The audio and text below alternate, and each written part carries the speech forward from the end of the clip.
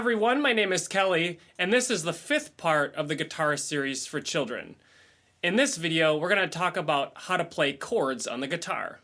Chords are when you hear somebody playing like this.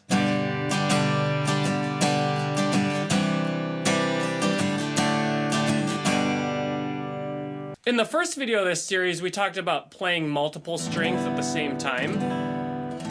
That's what we're going to be doing when we play chords. We're specifically going to learn 3 chords in this video: G major, G7, and C.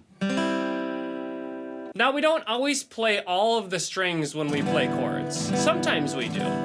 But in this video, we're going to be learning chords that I call mini chords, in which you just play the bottom 3 strings like this. You can try that now if you want. If you don't have a pick, you can use your thumb.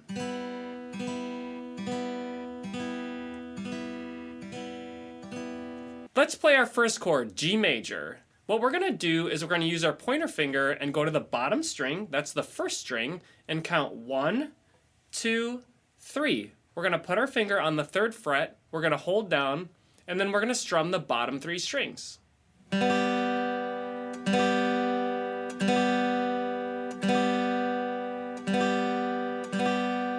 Let's try that again. We're going to count to the 3rd fret on the bottom string. 1, 2, 3. And then strum.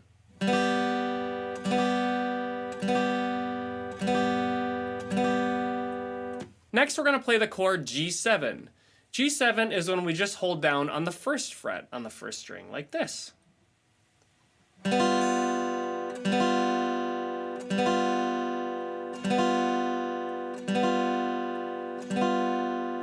Now let's go back to G major. 1, 2, 3, hold. Strum that a few times. And then G7, just the 1st fret down here.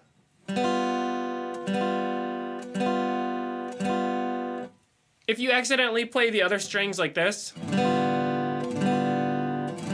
that's okay. You can just use your hand to stop them, to mute.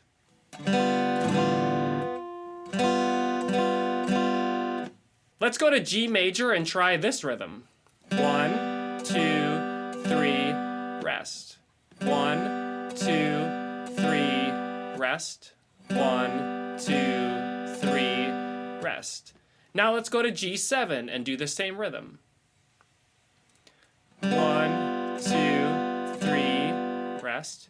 1, 2, 3, rest. 1, 2, 3, rest.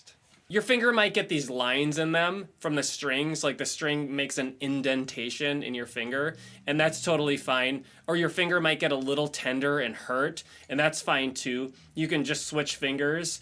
Eventually your fingers will get really rough and they'll get calluses, and then you won't get like very much pain at all.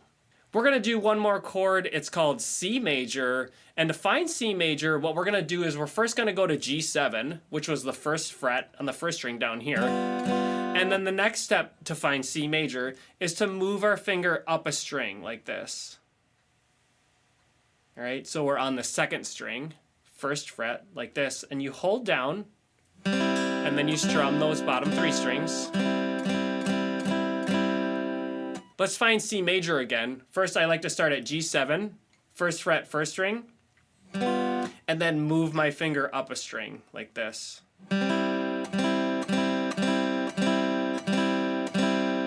Chances are when you play C major for the first time that you mute the 1st string like this.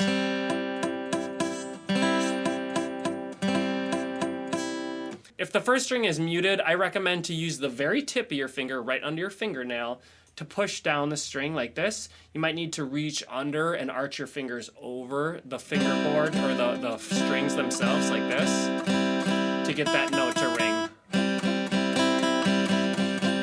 You can tilt your hand like this too. All right, let's review the chords we learned so far. G major. We're going to count 1, 2, 3 on the bottom string. G7, which is the 1st fret on the 1st string. and then C major, which is the first fret on the second string.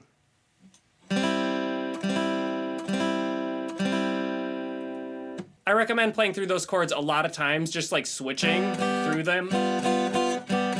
Just like doing lots of strums or different rhythms if you want to.